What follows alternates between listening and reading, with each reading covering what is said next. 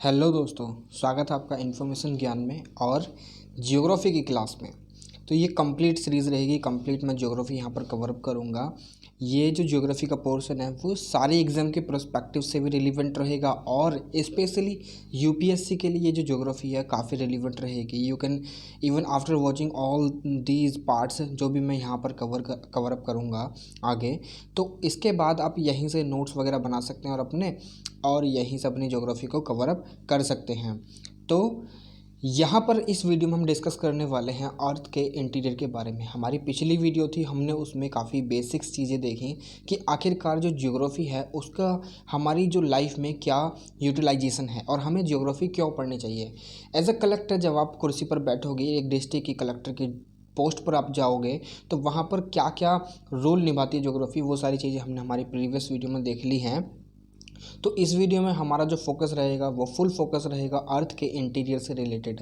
मगर अगर आपने चैनल को सब्सक्राइब नहीं करा है तो सब्सक्राइब ज़रूर कर दीजिए, ठीक है। ये जो लाल बटन है इसको दबा दीजिए। आई नो ये विजिबल नहीं होगा, यानी विजिबल इन द सेंस आप इसे दबा नहीं पाओगे, बट यूट्यूब पर जो लाल बटन दे रखा है उसे आप दबाइए, ठीक है।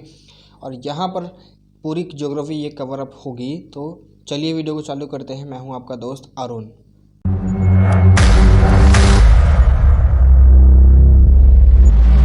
तो देखिए दोस्तों, यहाँ पर मैं आपको वीडियो चालू करने से पहले कुछ बातें हैं वो साझा करना चाहता हूँ। जो बात है उसमें से पहली बात ये है कि जो हिस्ट्री की वीडियो है ना वो तो कंटिन्यू रहेगी हमारी मंडे टू सैटरडे, ठीक है। मंडे टू सैटरडे हिस्ट्री की वीडियो आया करेगी, मगर जो ज्योग्राफी की वीडियो है वो हमारी संडे को आया करेगी, ठीक है। संडे को डेफिनेटली आपको ये वीडियो मिलेगी, आपको कोई घबराने वाली बात नहीं है। यहाँ पर मैं कोशिश करूंगा अपना बेस्ट पूरा दूंगा कि जल्दी से जल्दी जो ज्योग्राफी का पोर्शन है उसको कवर अप करा दिया जाए, क्योंकि यहाँ पर हिस्ट्री में थोड़ा सा टाइम लगेगा, क्योंकि हिस्ट्री में 3 पोर्शन हमारे आ जाते हैं, 4 पोर्शन। पहला एंशिएंट, ठीक है, दूसरा हमारा आता है मिडाइवल, और तीसरा हमारा आता है मॉडर्न, और चौथा हमारा आता है वर्ल्ड, ठीक है। तो इसमें थोड़ा सा टाइम लगेगा, मगर मैं ट्राई करूंगा कि जो हिस्ट्री भी है उसे भी जल्दी से जल्दी कवर अप कर दूं, ठीक है, क्योंकि डेली इसकी वीडियो आएगी। और ज्योग्राफी की वीडियो हमारी संडे को तो आएगी, मगर हो सकता है कि उससे कभी कभी बीच में भी डाल दिया करूँ, क्योंकि संडे को तो डेफिनेट है ही, मगर कोई अगर एक्स्ट्रा क्लास हो गई तो मैं बीच में भी डाल दिया करूँगा। तो ज्योग्राफी हमारी मैं जल्दी से जल्दी कवर अप करने की कोशिश करूँगा। फिर उसके बाद हम कोई एक नया टॉपिक डिसाइड करेंगे कि नया पोर्शन जो हम कवर अप करेंगे जल्दी से जल्दी, क्योंकि यहाँ पर मैं आपको सारी चीज़ें फ्री ऑफ कॉस्ट प्रोवाइड करा रहा हूँ। तो यहाँ पर आप चैनल के साथ जुड़ सकते हैं और चैनल को सब्सक्राइब कर सकते हैं और दोस्तों के साथ भी शेयर कीजिए, ताकि जिनको ये सारी चीज़ें मुहैया नहीं हो रही हैं, प्रोवाइड नहीं हो पा रही हैं, जस्ट बिकॉज ऑफ कि ट्यूशन की जो फ़ी स्ट्रक्चर है वो काफ़ी ज़्यादा भारी होते हैं, भारी भरकम होते हैं, मगर मैं यहाँ पर आपको सारी चीज़ें फ्री में पढ़ा रहा हूँ, तो लुत्फ़ उठा सकते हैं आप इन चीज़ों का भी, ठीक है। तो अब बात करते हैं ज्योग्राफी की। तो ज्योग्राफी में जो हम कवर करेंगे वो फिज़िकल ज्योग्राफी और ह्यूमन ज्योग्राफी दोनों ही पोर्शन को काफ़ी डिटेल में कवर अप करेंगे। तो इस वीडियो में फिज़िकल ज्योग्राफी स्टार्ट हो रही है, जहाँ पर हम internal structure of the earth देखेंगे, ठीक है। अब इंटरनल स्ट्रक्चर जब हम देखेंगे तो उससे पहले हमारी जो वीडियो स्टार्ट होया करेगी वो एक कोटेशन से हुआ करेगी, कोई भी एक फेमस पर्सनैलिटी, ठीक है, फेमस पर्सनैलिटी हुआ करेगी कोई, उसकी कोट लिया करेंगे, या हम जो हमारे एसेज रहे हैं उनकी वहाँ से कोट उठाया करेंगे, उसको थोड़ा सा डिटेल में डिस्कस करा करेंगे, ठीक है, ताकि जो आपकी एक कॉन्सेप्ट है ना एथिक्स में, जो कोटेशन को समझने का, वो भी बिल्डअप हो सके, ठीक है। और दूसरी चीज़, हम मैप्स भी यहाँ पर साथ के साथ लेकर चलेंगे। यहाँ पर हर एक मैप हर एक कंट्री का हम डिस्कस करेंगे। जो हमारी पहली कंट्री रहेगी वो हमारी खुद की कंट्री है, वो है हमारी इंडिया, ठीक है। यहाँ पर हम उसके चारों ओर जितनी भी कंट्रीज हैं वो सारी चीज़ें देखेंगे, ठीक है। आज थोड़ा सा जल्दी हुई तो मैप अच्छा सा अटैच नहीं हो पाया, but I will try my best in the next class, ठीक है। तो चलिए वीडियो को चालू करते हैं। यहाँ पर अगर मैं बात करूँ एक कोट की, तो ये जो कोट है ये बुद्धा के द्वारा दी गई है। बुद्धा ने कहा है कि you will not be punished for your anger. यहाँ पर नॉट लिख लीजिएगा, ठीक है। तो यहाँ पर बुद्धा ने कहा है कि you will not be punished for your anger, you will be punished for by your anger. देखिए यहाँ पर बेसिकली बात ये कह रहे हैं बुद्धा कि आप जो आपने गुस्सा करा उसके लिए आपको कभी भी पनिशमेंट नहीं दी जाएगी, बट पनिशमेंट आपको जब मिलेगी जब आपके एंगर से कोई भी नेगेटिव चीज़ होगी, यानी आउटकम अगर आपके एंगर का पॉजिटिव आता है तब तो कोई बात ही नहीं है, मगर वहीं पर अगर कोई भी आउटकम नेगेटिव आ जाता है then it will be your anger which will be responsible, ठीक है, आपके आउटकम के लिए। और एंगर भी तो आपकी, तो इनडायरेक्टली कहीं ना कहीं आप ही रिस्पॉन्सिबल रहोगे आपकी एंगर के लिए, आपके आउटकम के लिए, जो भी आपको जो इन फ्यूचर आपकी जो एंगर के बाद आपको फेस करनी पड़ेगी सिचुएशन, ठीक है। तो यहाँ पर यही कहा गया है, ठीक है। आपने देखा होगा कभी कभी हम जो है ना गुस्से में काफ़ी सारे ऐसे डिसीजन ले लेते हैं जहाँ पर हम कहीं ना कहीं बाद में जाकर उन डिसीजंस को लेने के बाद पछताते हैं कि हमने ऐसा क्यों करा। तो कहीं ना कहीं यही सारी चीज़ें यहाँ पर बुद्धा ने बोली गई है।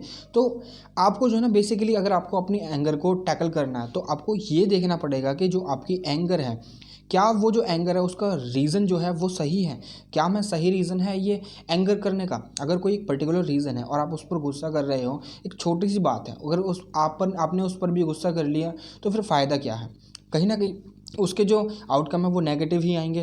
तो आपको वो रीज़न देखना, क्या ये सही रीज़न है गुस्सा करने का। अगर नहीं है तो भाई छोड़ दो, गुस्सा करो ही मत, अपना भी दिमाग ख़राब होगा और सामने वाले का भी।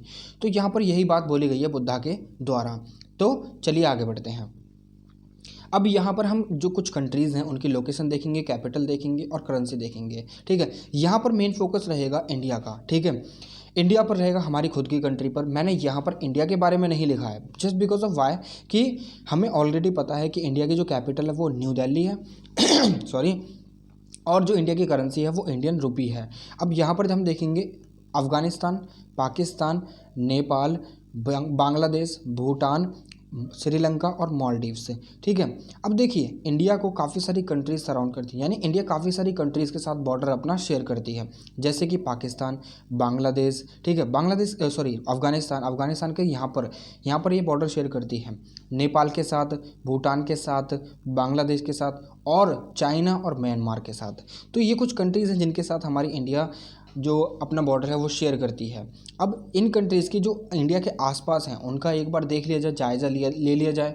तो यहाँ पर चाइना मैंने इंक्लूड नहीं करा, मगर मैं आगे इंक्लूड करूँगा, सबको एक सेपरेटली हम देखेंगे सारी कंट्रीज़ को, ठीक है।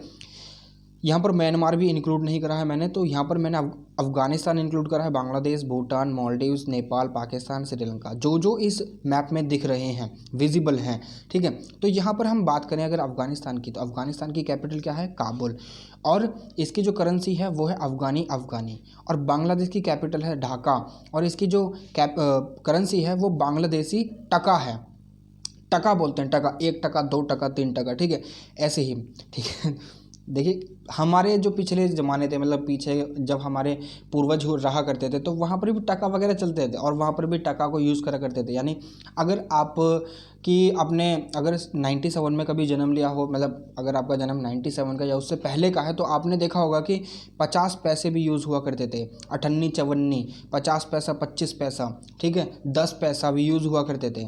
तो आपके माता पिता और आपके जो बड़े भाई बहन हैं तो उनके समय में ये ज़रूर यूज़ हुआ होगा, आप उनसे पूछ सकते हैं, ठीक है। तो भूटान की यहाँ पर देखते हैं, भूटान की जो कैपिटल है वो है थिम्फू, और जो इसकी करेंसी है वो भूटानीज़ नगुलत्रम है, ठीक है। और यहाँ पर मालदीव्स की जो कैपिटल है माले है, और इसकी जो करेंसी है वो मालदीवियन रुफिया है। रुफिया एक टर्म रुपया का ही है, ठीक है, रुफिया, ठीक है। और जो नेपाल की कैपिटल है वो है काठमांडू, जिसको आप जानते हैं ऑलरेडी, ठीक है। और इसका जो करेंसी है वो है नेपालीज़ रुपी। और पाकिस्तान की जो कैपिटल है वो इस्लामाबाद और करेंसी है पाकिस्तान रुपी। श्रीलंका की कैपिटल है कोलंबो, और यहाँ पर देखिए एक और चीज़ आपको समझनी है कि श्रीलंका की 2 कैपिटल हैं। जो कोलंबो है वो एडमिनिस्ट्रेटिव कैपिटल है, और श्री जयावर्धपुरा तो ये कमर्शियल कैपिटल है, और इसकी जो करेंसी है वो श्रीलंकन रुपी है। तो ये कुछ कंट्रीज़ हमने देख ली हैं, ठीक है। अब चलते हैं आगे।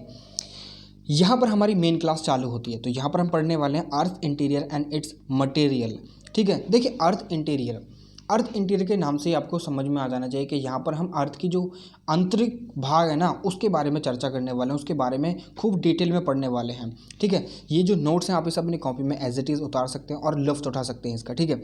अब यहाँ पर अगर हम अर्थ के इंटीरियर की बात करें तो अर्थ का इंटीरियर कहीं ना कहीं काफ़ी सारी लेयर्स में डिस्ट्रीब्यूटेड है।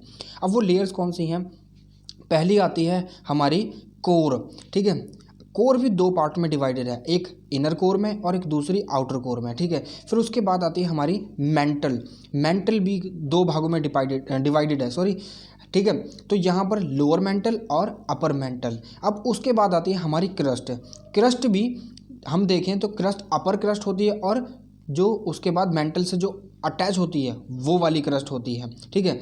अब क्रस्ट को दूसरी भाषा में लिथोस्फीयर भी बोला जाता है, ठीक है। अब लिथोस्फीयर क्या होता है, हमारी अर्थ, जहाँ पर धरती को बोलते हैं लिथोस्फीयर। बायोस्फीयर, ठीक है, एक बायोस्फीयर वो होती है जहाँ पर जीवन चल सकता है, जहाँ पर जीव जंतु रह सकते हैं, जहाँ पर पानी भी अवेलेबल है और हवा भी अवेलेबल है और ज़मीन भी अवेलेबल है, ठीक है।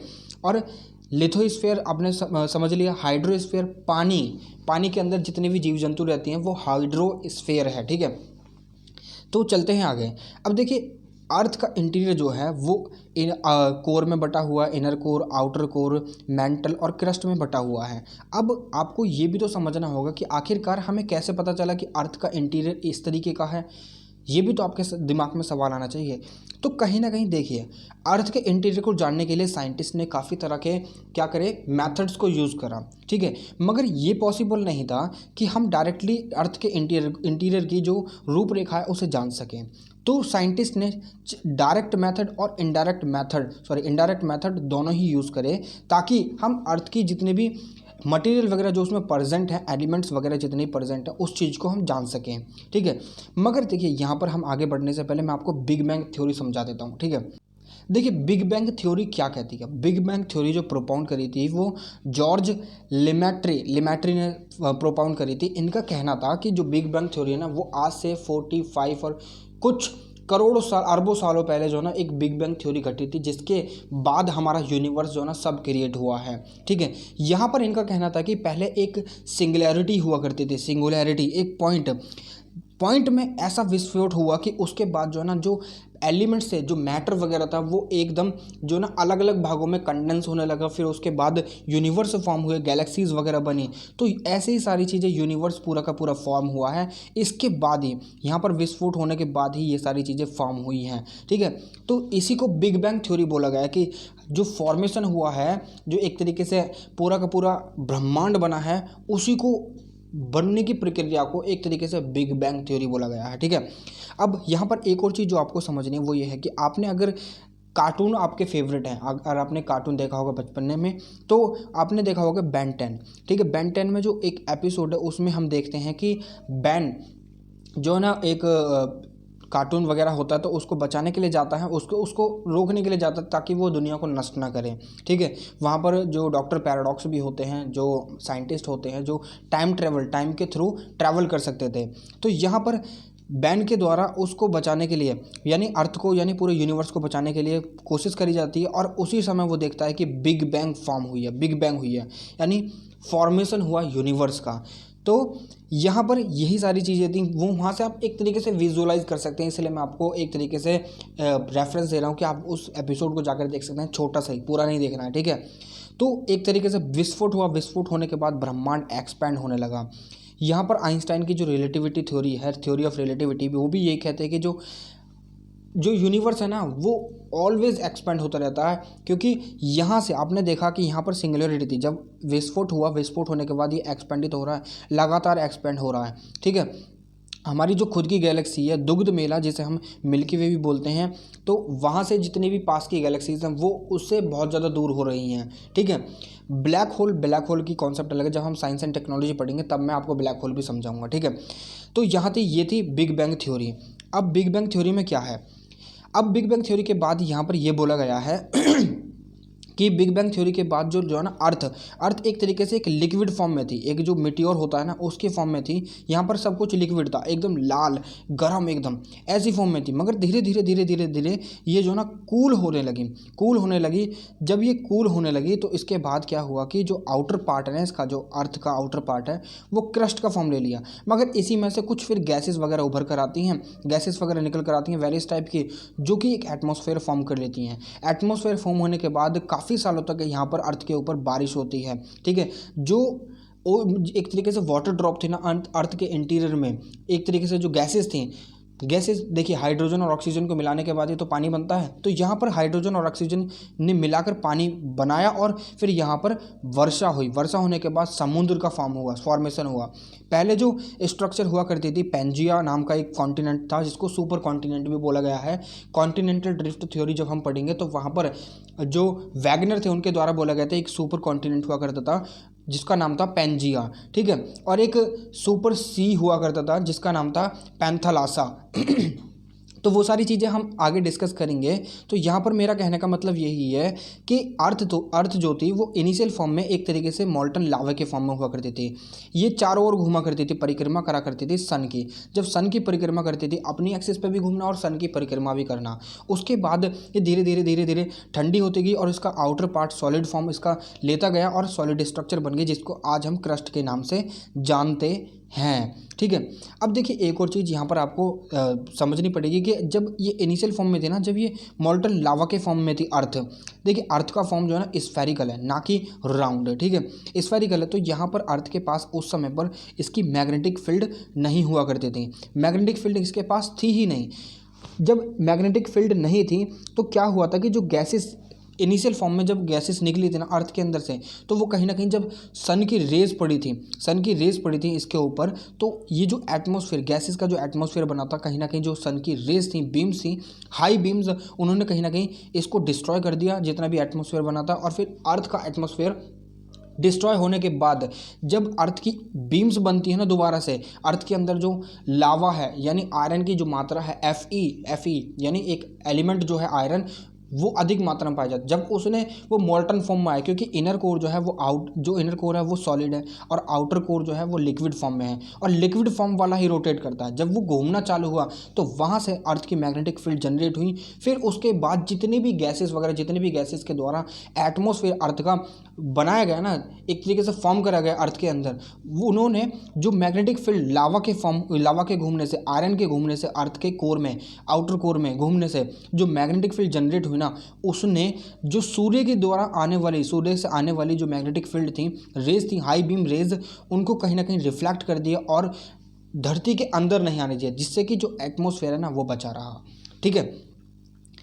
अब देखिए लाइव क्लास तो है नहीं ताकि मैं आपको सिंपली समझा सकूं, ठीक है।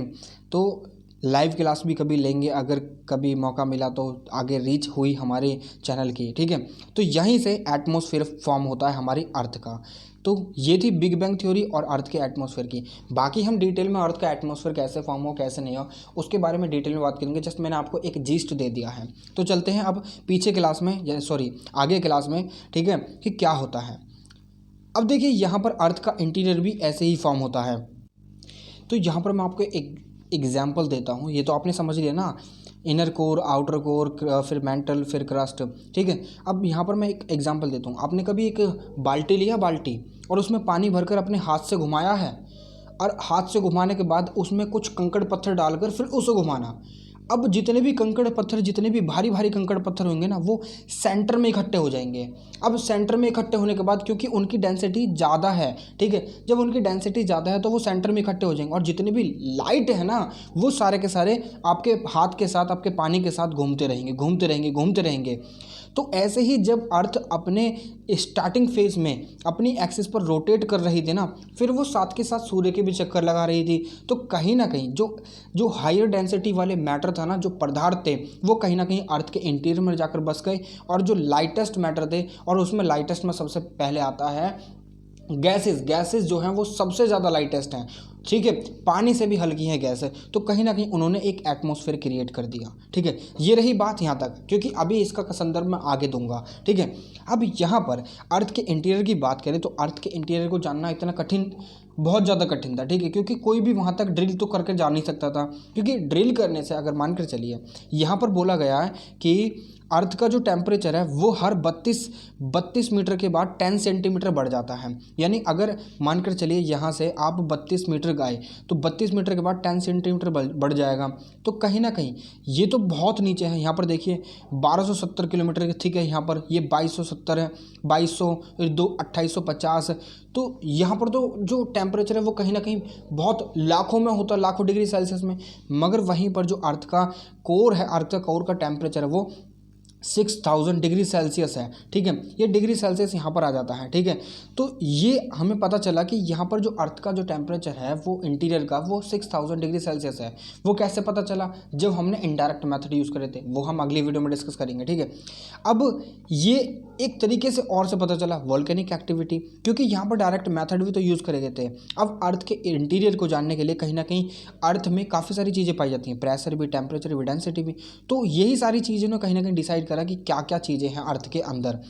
तो यहाँ पर मैं आपको बता रहा था कि जो टेम्परेचर है वो हर 32 मीटर के बाद इंक्रीज़ होता, तो लाखों में हो जाता।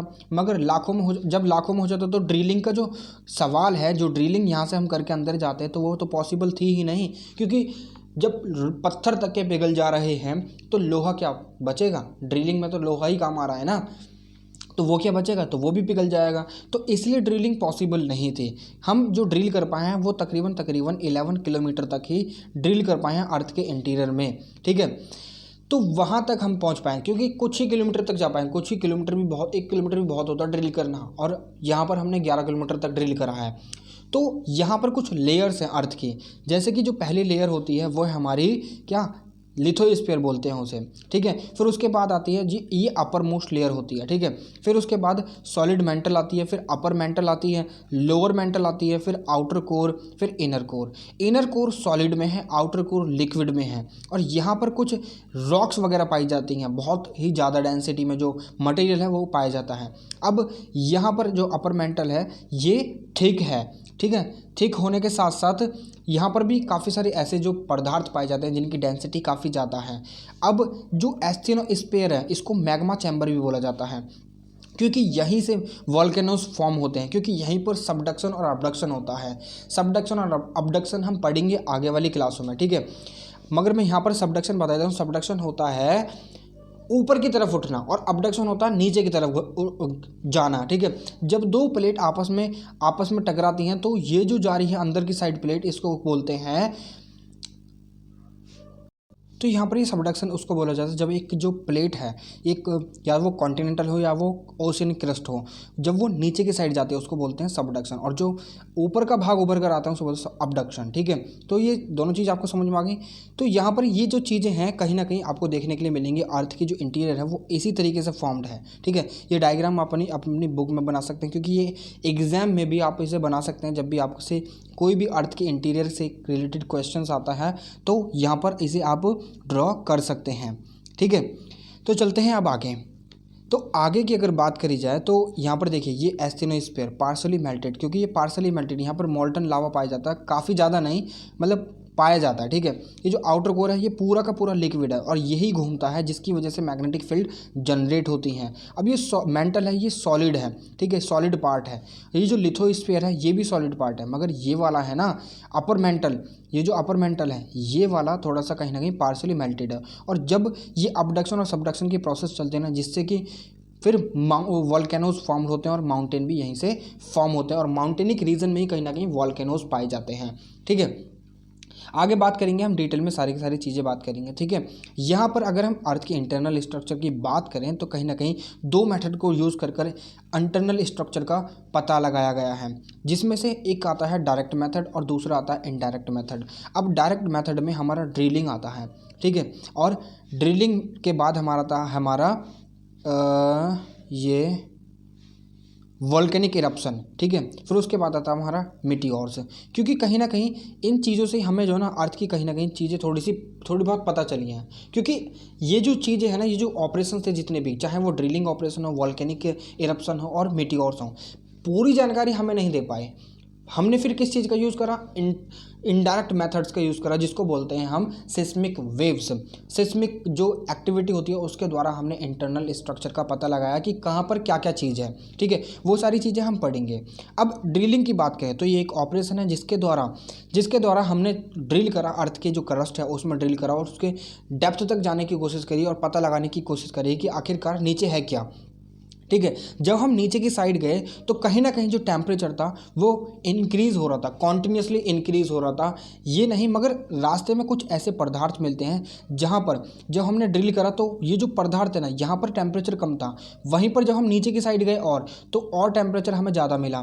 फिर नीचे की साइड में गए तो यहाँ पर दूसरा जो पदार्थ है जिसकी डेंसिटी ज़्यादा है, यहाँ पर टेम्परेचर कम मिला। मगर एक चीज़ आपको समझनी है, जब भी हम अर्थ के इंटीरियर में नीचे की साइड जा रहे हैं ना, जस्ट अ सेकेंड, ये नीचे की साइड आ रहे हैं तो टेम्परेचर इंक्रीज ही हो रहा है, घट नहीं रहा है कहीं भी, ठीक है। मगर एक जो इन्फ्लुएंस थी कि हर 32 मीटर पर 10 डिग्री सेल्सियस बढ़ेगा, तो 32 मीटर मान लीजिए आप एक 10 डिग्री सेल्सियस अगर 32 मीटर पर बढ़ेगा तो कहीं ना कहीं लाखों करोड़ों में टेम्परेचर चला जाएगा, जो कि इम्पॉसिबल है होना, ठीक है। तो यहीं पर यह चीज़ देखी गई है कि टेम्परेचर जो था एक प्लेस पर तो तेज़ी से बढ़ रहा है और दूसरे प्लेस पर तेज़ी से नहीं बढ़ रहा। तो यही सारी चीज़ें वेरिएशन हमें जब ड्रिल करा हमें देखने के लिए मिली। और वहीं पर अगर प्रेशर की बात करें, प्रेशर की बात करें तो जब हम अर्थ में नीचे की साइड जा रहे हैं तो डेंसिटी इंक्रीज़ हो रही है, डेंसिटी इंक्रीज़ हो रही है तो प्रेशर भी तो ऑलवेज इंक्रीज़ होगा, क्योंकि जो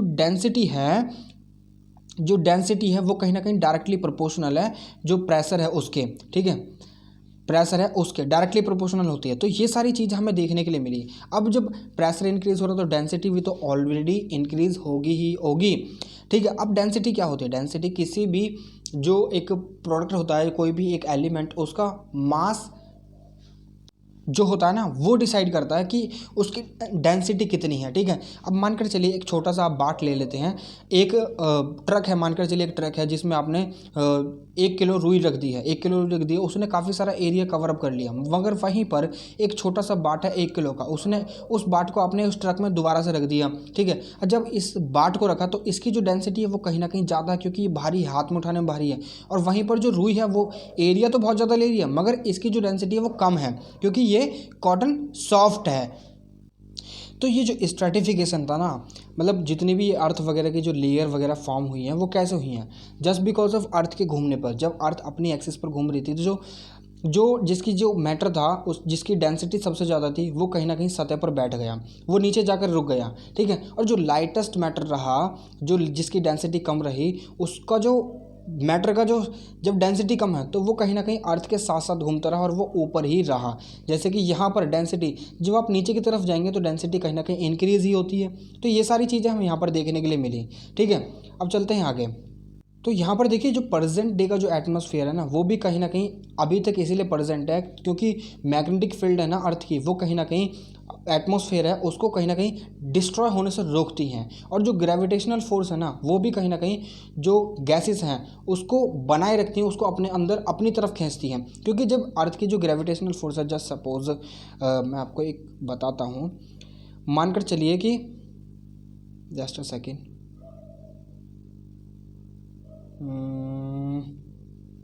कि ये अर्थ है, ठीक है। अर्थ जो ग्रेविटेशनल फोर्स है वो अंदर की तरफ लगा रही है, ठीक है, अंदर की तरफ ये ग्रेविटेशनल फोर्स लग रहा है।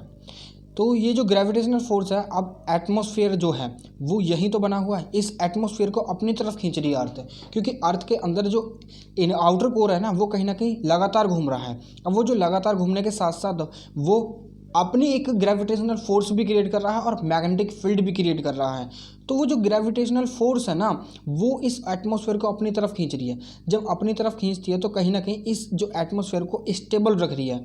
जब ये स्टेबल हो रहा है तो आज तक ये जो एटमॉस्फेयर पहले का फॉर्म हुआ एटमॉस्फेयर, वो अभी तक अर्थ के एटमॉस्फेयर में प्रेजेंट है। आज भी हमें ऐसा एटमॉस्फेयर देखने के लिए मिलता है, मगर आज के समय पर एटमॉस्फेयर काफ़ी ज़्यादा ख़राब हो रहा है, सॉरी, ठीक है। अब वो क्यों हो रहा है? वो तो क्लाइमेट जो चेंज हो रहा है उसकी वजह से हो रहा है। कहीं ना कहीं जो एंथ्रोपोजेनिक एक्टिविटीज़ हैं, अब एंथ्रोपोजेनिक एक्टिविटी क्या है, क्योंकि काफ़ी बच्चे नहीं, उनको पता नहीं होगा एंथ्रोपोजेनिक एक्टिविटी क्या है। एंथ्रोपोजेनिक जो ह्यूमन के द्वारा एक्टिविटी की जाती है ना, छेड़छाड़ करी जाती है एनवायरनमेंट के साथ, उसको बोलते हैं एंथ्रोपोजेनिक एक्टिविटी। अब देखिए, अब ये जो मैग्नेटिक फील्ड है ये कैसे बचाती हैं, ये देखिए, यहाँ पर ये अर्थ है, अर्थ ने अपनी मैग्नेटिक फील्ड जनरेट कर रखी है, ये मैग्नेटिक फील्ड है अर्थ के, ठीक है। अब ये जो मैग्नेटिक फील्ड है ये कहीं ना कहीं जो अर्थ सन के द्वारा रेज आ रही हैं, सन की जितनी भी हाई बीम्स आ रही हैं, लो बीम्स आ रही हैं, ये कहीं ना कहीं अर्थ के जो एटमॉस्फेयर है उसको कहीं ना कहीं डिस्ट्रॉय कर देती हैं, अगर अर्थ की खुद की मैग्नेटिक फील्ड नहीं थी। क्योंकि जब अर्थ शुरुआती समय में फॉर्म हो रही थी तो उस समय समय पर अर्थ की जो मैग्नेटिक फील्ड थी वो थी ही नहीं। जब मैग्नेटिक फील्ड नहीं थी तो अर्थ के द्वारा जितना भी गैसेस वगैरह रिलीज करी गई थी उसके इंटीरियर से और जितने भी एटमॉस्फेयर फॉर्म करा गया था, तो कहीं ना कहीं उस ये जो बीम आई थी हाई बीम सन से, उन्होंने क्या करा कि अर्थ के एटमॉस्फेयर को डिस्ट्रॉय कर दिया। मगर जस्ट आफ्टर दी ये मैग्नेटिक फील्ड जब जनरेट हुई तो उसके बाद से मैग्नेटिक फील्ड ने कहीं ना कहीं जो अर्थ का जो एटमॉस्फेयर है उसको कहीं ना कहीं बचाया, उसको कहीं ना कहीं सेव कर रखा, और आज के समय में भी हमें ऐसा ही देखने के लिए मिलता है। ठीक है, तो ये थी अर्थ के एटमॉस्फेयर की कहानी थोड़ी सी। अब वॉल्केनिक इरप्शन की बात कर लेते हैं। अब वॉल्केनिक इरप्शन की अगर हम बात करते हैं तो ये है वॉल्केनो, और इसके अंदर से निकलने वाली जो ये जो धुआं सा आप देख रहे हैं इसको बोलते हैं एशेज, पायरोक्लास्टिक मटेरियल और काफ़ी प्रकार की गैस। ठीक है, इसमें ग्रीन हाउस गैसेस भी होती हैं। तो और ये मटेरियल आप देख रहे हैं इसको बोलते हैं लावा। जब ये अंदर रहता है इसको बोलते हैं मैग्मा, और जब ये बाहर आ जाता है इसको बोलते हैं लावा, रेड कलर का। और आप इसे नारंगी भी बोल सकते हैं, ऑरेंज बोल सकते हैं, मेरे को तो ये रेड ही लग रहा है, वैसे तो थोड़ा थोड़ा पीला सा भी लग रहा है। तो ये होता है वॉल्केनो। अब वॉल्केनो के अंदर से ये जो मटेरियल आ रहा है ना लावा के फॉर्म में, इस लावा को लैब में ले गए साइंटिस्ट और उन्होंने रिसर्च करी इसके ऊपर कि इसमें ऐसी क्या क्या चीज़ें हैं और कैसे कैसे ये फॉर्म हुआ। तो वो सारी चीज़ें यहाँ पर डिस्कस करी गई जो लैब में जितने भी साइंटिस्ट थे उनके द्वारा, और फिर उसके बाद एक कंक्लूजन निकाला गया कि हाँ भाई लावा भी पाया जाता है और अर्थ में हमारे में ये सारी चीज़ें पाई जाती हैं मटेरियल। ठीक है, मगर फिर भी हम अभी अंदर तक, अर्थ के अंदर तक नहीं गए हैं कि अर्थ के अंदर अभी भी है क्या। ठीक है, हमारे अभी इतने जो इंस्ट्रूमेंट है इतने कारगर नहीं हैं जितने भी हैं साइंटिस्ट के पास कि वो अर्थ के इंटीरियर में जाकर ये पता लगा सके कि एग्जैक्टली अर्थ के इंटीरियर में है क्या। ठीक है, तो अभी तक वॉल्केनिक एक्टिविटी जो होती है वो कहीं ना कहीं जो एस्टेनोस्फीयर है ना, देखिए एस्टेनोस्फीयर, ये वाली एस्टेनोस्फीयर। ठीक है, तो यहाँ पर देखते हैं ये जो एस्टेनोस्फीयर है तो यहाँ से वॉल्केनिक एक्टिविटी होती है। अब वॉल्केनिक एक्टिविटी ज़्यादातर कहाँ होती है, जहाँ पर दो प्लेट आपस में कन्वर्ज होती हैं और सबडक्शन और अबडक्शन की प्रोसेस चलती है। ठीक है, जहाँ पर माउंटेन फॉर्मेशन होता है। जैसे कि अब मैं आपको बताऊं हमारे जो हिमालयाज़ हैं और रॉकी माउंटेन हैं, तो वहाँ पर वॉल्केनिक इरप्शन होने के ज़्यादा चांसेस होते हैं। ठीक है, और वहीं पर जो अर्थक्वेक एक्टिविटी है ना वो भी ज़्यादातर होने की, क्योंकि जो यूरेशियन प्लेट है ना वो कहीं ना कहीं जो इंडियन प्लेट जो है वो यूरेशियन प्लेट से टकरा रही है, और जो इंडियन प्लेट है वो यूरेशियन प्लेट के अंदर सबडक्ट हो रही है, अंदर जा रही है, और यूरेशियन प्लेट ऊपर आ रही है। तो यहीं से ये जो हिमालयाज़ हैं ये फॉर्म्ड हो रहे हैं। इनको यंग फोल्ड माउंटेन भी बोला जाता है। ठीक है, बाकी सारी चीज़ें ये माउंटेन वगैरह क्या है, ये सारी चीज़ें हम पढ़ेंगे आगे चल के। ठीक है, तो ये चीज़ आपको समझ में आई वॉल्केनो की। ठीक है, देखिए यहाँ पर एक चीज़ जो आपको समझनी है वो ये है कि जो लाल तरह का मटेरियल है ना, जब तक ये अंदर रहता है वॉल्केनो के, इसे बोला जाता है मैग्मा। ठीक है, मॉल्टन फॉर्म ऑफ अर्थ मटेरियल्स। ठीक है, अब जब ये बाहर निकल कर आ जाता है तो इसको बोलते हैं लावा। ठीक है, तो चलते हैं अब आगे।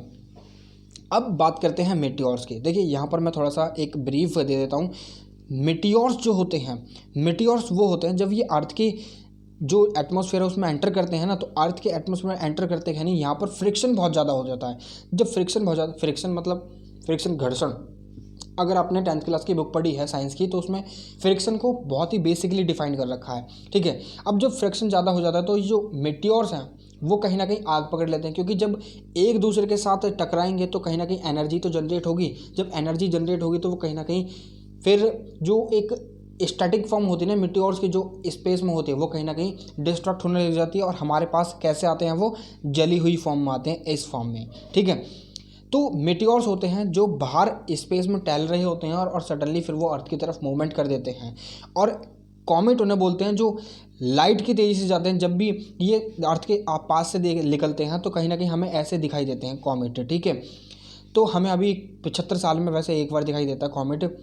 जब हम साइंस एंड टेक्नोलॉजी पढ़ेंगे तब मैं कॉमेट को और ज़्यादा डिफाइन कर पाऊँगा। ठीक है, यहाँ पर हम सिंपली पढ़ लेते हैं कि जब भी ये सन के जो एक वेव्स है ना, बीम्स हैं, सन की जो रेज हैं उनके कांटेक्ट में आते हैं तो कहीं ना कहीं ये गर्म हो जाते हैं, और उसके बाद फिर ये जलने लगते हैं। जब ये जलने लगते हैं तो हमारी अर्थ से जो हमें दिखाई पड़ते हैं ना वो इस तरीके दिखाई पड़ते हैं। इनको बोलते हैं कॉमेट। ये एक तरीके शूटिंग स्टार भी जिन्हें बोल देते हैं। ठीक है, और मेटेरॉइड जो आपने पढ़ लिया, एस्ट्रॉइड ये बाहर चक्कर लगाते हैं, ये भी सन की परिक्रमा करते हैं। ठीक है, अब सन की जो परिक्रमा करते हैं वो प्लैनेट भी है, मगर कुछ एस्ट्रॉइड बेल्ट भी हैं जो सन की परिक्रमा कर रही हैं। तो ऐसे ही एस्ट्रॉइड बेल्ट भी हैं, ठीक है, इन्हें बोलते हैं एस्ट्रॉइड। कुछ ऐसे मटेरियल जो जिन पे जीवन संभव नहीं है मगर वो मटेरियल हैं, उनके अंदर भी कुछ ना कुछ पाया जाता है, तो उनको एस्ट्रॉइड बोलते हैं। अब यहाँ पर मीटियोर्स की बात करें तो मीटियोर्स आते हैं हमारी अर्थ के अंदर एंटर करते हैं, अर्थ के अंदर एंटर करने वाले को ही मीटियोर बोलते हैं, ठीक है। ये एक तरह के पीस ऑफ रॉक मटेरियल होता है जो हाईली बर्न हो जाता है जब वो अर्थ के एक एटमॉस्फेयर के साथ क्या करता है, इंटरेक्ट करता है, ठीक है। अब यहाँ से भी हमें काफ़ी सारी चीज़ें पता चलती हैं, क्योंकि कहीं ना कहीं अर्थ जो है और जो मीटियोर्स हैं वो उनका जो ओरिजिन पॉइंट है वो दोनों का सेम ही है। जब दोनों का ओरिजिन पॉइंट सेम है तो कहीं ना कहीं हमें ये भी इससे जानने के लिए मिल सकता है कि जो अर्थ में इंटरनली क्या क्या पाया जाता है। आई नो कि हमें काफ़ी सारी चीज़ें नहीं पता पड़ पाती हैं, क्योंकि जब वो मीटियोर अर्थ के एटमॉस्फेयर में एंटर करता है वो जल जाता है, राख बन जाता है और हमें थोड़ा बहुत ही टुकड़ा मिल पाता है, ठीक है। तो इसलिए हम ज़्यादा चीज़ें जानकारी नहीं इकट्ठा कर पाए हैं। तो कहीं ना कहीं हमें ये भी पता चलता है कि जो तीनों ये कॉन्सेप्ट थे, डायरेक्ट मेथड थे, पहला इसमें से था ड्रिलिंग, ठीक है, दूसरा था हमारा वोल्केनिक इरप्शन और तीसरा था हमारा मीटियोर्स। वोल्केनिक इरप्शन इसलिए था क्योंकि ये कहीं ना कहीं 200 किलोमीटर तक ही सीमित है, ये 200 किलोमीटर तक सीमित है, तो हमें तो और नीचे जाना है ना, जहाँ पर जो अर्थ की गहराई है बहुत ज़्यादा है, तो हमें अर्थ की जो इंटरनल है वो अभी भी पता नहीं पड़ी है।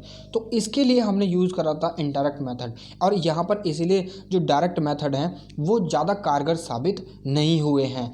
तो अगली वीडियो में हमारी बात होगी डायरेक्ट मेथड से रिलेटेड। मगर एक और चीज़ यहाँ पर जो आपको समझनी है कि अर्थ जो है, अर्थ में कहीं ना कहीं तकरीबन लगाकर अगर देखा जाए तो 2000 मटेरियल से भी ज़्यादा मटेरियल पाए जाते हैं।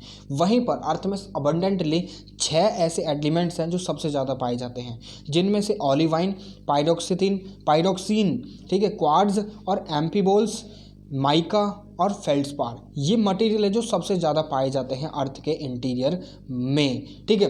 तो ये थी video internal structure of the earth के बारे में। तो आपको ये वीडियो कैसे लगी, do let me know in the comment box, और मुझे ये बताइए कि should I continue this series, क्योंकि यहाँ पर पूरी ज्योग्राफी तो मैं समझा दूंगा यूपीएससी के पॉइंट ऑफ व्यू से अलॉन्ग विद नोट्स, ठीक है। आप उन्हें एज इट इज़ अपनी कॉपी में नोट डाउन कर सकते हैं। आगे अगर टाइम मिला तो इसके बाद हम एनसीईआरटीज़ भी देखेंगे, सारी एनसीईआरटीज़ में आपको बताऊंगा पढ़नी कैसे हैं और क्या क्या उन चीज़ों में से आपको अपने नोट्स में नोट डाउन करना है, क्या क्या रिटर्न डाउन करना है, ठीक है। तो वो सारी चीज़ें मैं आपको बताऊंगा, but I need your support. आपकी सपोर्ट बहुत ज़्यादा ज़रूरी है। चैनल को सब्सक्राइब कीजिए, वीडियो को लाइक कीजिए, रीच दीजिए वीडियो को अगर पसंद आई है तो, ठीक है, ताकि ये ज़्यादा से ज़्यादा लोगों तक पहुँचे। और चैनल को सब्सक्राइब कर पार्ट बनिए, फैमिली क्रिएट कीजिए। हमारे अभी 61 मेंबर्स हो चुके हैं फैमिली में, ठीक है। तो इस वीडियो में अभी फ़िलहाल के लिए इतना ही। आपसे अगली वीडियो में एक और इन्फॉर्मेशन के साथ फिर से मुलाकात होगी। तब तक के लिए जय हिंद।